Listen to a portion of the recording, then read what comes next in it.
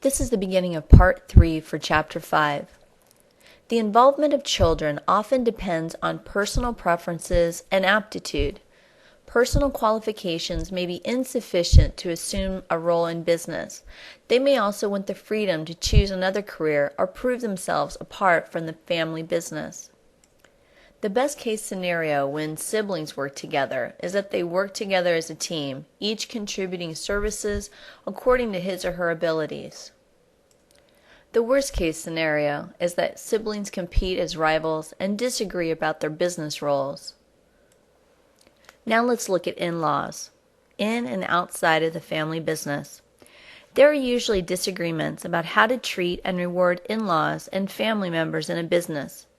Extended family members can make things fairly complicated, but there needs to be fairness in the evaluation and promotion of everyone working in the firm and open discussions about how this is going to happen or not happen.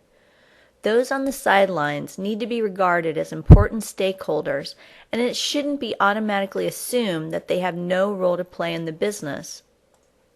Communication between the entrepreneur and his or her spouse is critical for their performance as an effective team for both the business and the family. The spouse usually plays the role of listener and monitors family concerns. If communication is poor, the family business is likely to suffer.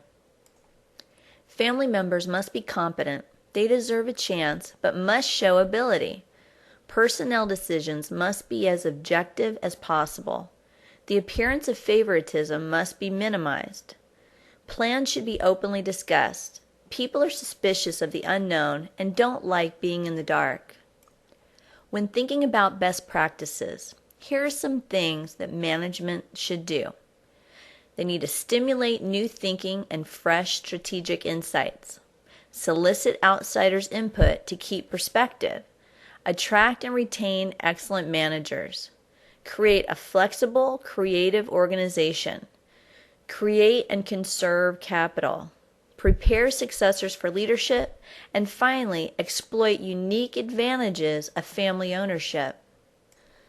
Now let's look at non-family employees in a family firm. There are some hazards that come along with having non-family members in a firm. Perceived unfairness in supervision or promotion can cause problems. There can be competition with family members for advancement. What's more is that they can get caught in the crossfire and politics of family competition within the firm, and it can be difficult for non-family employees to remain neutral in family feuds. The solution is to identify family-only, reserved positions in advance. There must be open communication about career opportunities. Then treat both family and non-family employees fairly in matters of reward and promotion. Family retreats. Family retreats are a gathering of family members, usually at a remote location, and it's meant as a time to discuss family business matters. Retreats serve as a forum for discussion and open lines of communication. The discussions should be non-threatening.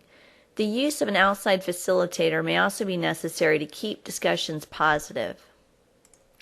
Family retreats should have clear guidelines.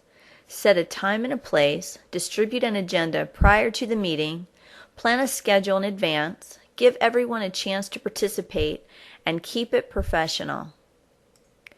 A family council is an organized group of family members who gather periodically to discuss values, policies, business issues, and a plan for the future. These are more formal and more organized than family retreats. They're useful in developing family harmony as well. The Family Business Constitution is a statement of principles intended to guide a family firm through times of crisis and change. It's also a living document, subject to change when situations change. This is the end of Part 3 for Chapter 5. Please move on to Part 4.